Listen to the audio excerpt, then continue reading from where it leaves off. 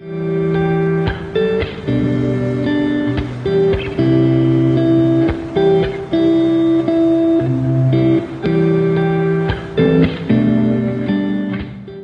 everybody, this is Perch. One of the weirder things that people say about comics, and people say weird things about comics all the time, but one of the stranger ones to me is this idea of aging and why the timeline is so important and how quickly the characters are moving through kind of real life and all the rest.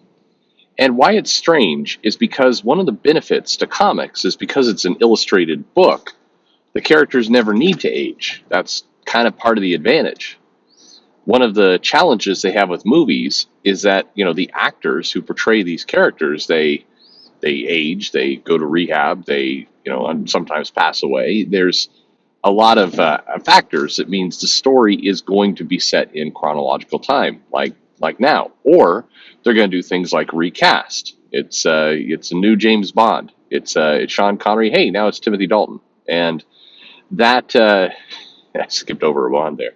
Anyway, that's one of the hangups or one of the challenges with movies and with TV is that it is real life. It is they're actors that are aging and growing and changing, and eventually you're either going to have to write that into your story, or you're going to have to recast and then try and just hope the audience doesn't worry about the fact that it's a completely different person playing this character. And I remember attending a presentation by Pixar very, very early on. This was, I think they'd done Toy Story, and that was it. They were working on the next film, which I think was Bug's Life, as I recall. And they highlighted one of the advantages to investing in animation, and one of the ways they saw the world going was that they would have big budget feature films where they could go on for a century, where they could tell different moments from the character's life. They could do a prequel, and it was authentic to the character. They could age the character. They could, youthify the character. They could do any of these things because it was animated. It was a big benefit to them. In fact, I remember part of the conversation was like the only thing we have left to do, outside of improving the animation and working on the storytelling, of course, is that at some point we've got to figure out a way to have an AI voice, or so we don't have to worry about the actors that are voicing the characters aging. And what a great place that would be. And I remember the room laughed. People were like, oh, that's great. And then I also remember some people got kind of alarmed and outraged, like Pixar is trying to take away people's jobs. We've got to protect the poor actors who, I mean, these actors might not have a job. It'd be terrible. I'm not joking about somebody not having a job. It's just in the grand scheme of people that we want to protect and people that have it rough. I'm not sure. Like, oh man, got to worry about Tom Cruise. His job might be taken away by a cartoon. What will Tom Cruise do? You understand. But anyway, this is a big advantage. This was seen as a huge plus, and fairly well known, well mentioned in Hollywood, as this is one of the challenges with a franchise, one of the challenges with building on a legacy, and James Bond's almost always one used, but then things like Star Wars and Indiana Jones are there too, is that you're stuck with time and your actors age. Okay, so why is it then that comics views this as a weakness? And very specifically, editors and again, this is something that Dan Didio has said. It's something that Tom Brevoort has commented on. Number of editors and writers have made these comments around. Look, it is one of our challenges is how do we explain the characters aging? How do we explain that Tony Stark is in Vietnam and now he's still running around as a bachelor? How do we explain that Fantastic Four were trying to race the Russians to the moon? Although, in fairness, that plot line may work now. I mean, it's not that weird. You could go back to it if you just wait long enough. The Cold War will return, and then we can get back to this stuff. And the response to these questions, which I don't think are legitimate questions, I don't think matter in the context of the readers. I think it's almost. I always take it as slightly insulting Like the comic publishers, the writers, the editors, it's almost like they think so little of their audience, of their readers, that there's no way the readers can understand history or understand the passage of time. It's just way too complex for somebody reading a comic book. Comic book readers are idiots. There's no way they can figure it out. It's always how it comes across to me because, I've spent hundreds of thousands of hours in a comic shop. I don't know, just years, decades in shops, selling comics, buying comics, talking to people. This never comes up as a problem, ever.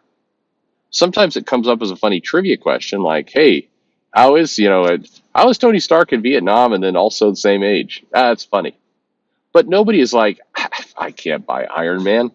I just can't buy these comics. It doesn't make any sense to me. A character should be really old. I don't understand it." Nobody says this ever. No customers are opting out because of this, and no customers coming in are going, "Wow, I'm really interested in comics because I watched this movie. I watched the Batman movie, but then he's fighting gangsters in the 40s. Like how could this possibly be? I don't understand. I can't possibly get it." Now, absolutely, customers might come in and say, "Hey, some of this art looks old fashioned. Hey, here's a Batman issue where the Joker is talking about a big boner."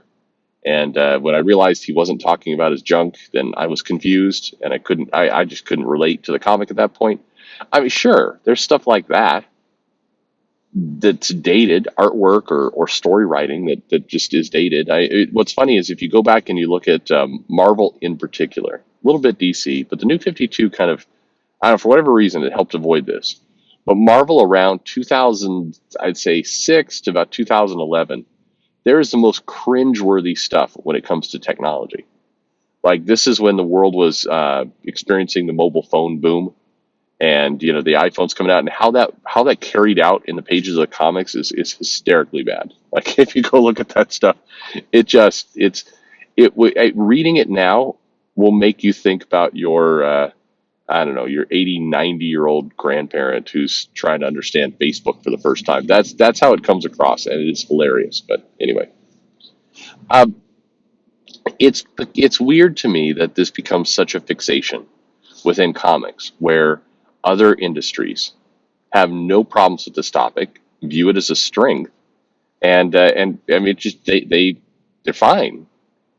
In fact, they're striving more and more to get there. It's why a lot of money does get pumped into animation. It's not just, the big challenge that a lot of studios have with animation is how do we keep convincing people it's not just for kids? Because there's this natural kind of gut reaction people have to animation to say, "Oh, this is not for adults." And they want to pull in adults. I mean, ideally, they'd love to do some of these big budget movies fully animated, and maybe the solution there is of some of what they're doing with the almost deep fake type technology, where you can, take an actor's face from 30 years ago and just kind of CGI it. It doesn't. You still get the uncanny valley effect a lot, but there's that's kind of how it sits.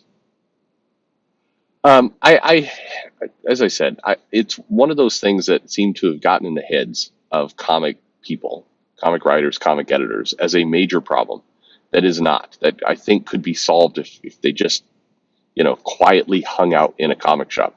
By the way, I wish people would do that more. I had this conversation with a guy who owns a shop up in Seattle, a very big shop.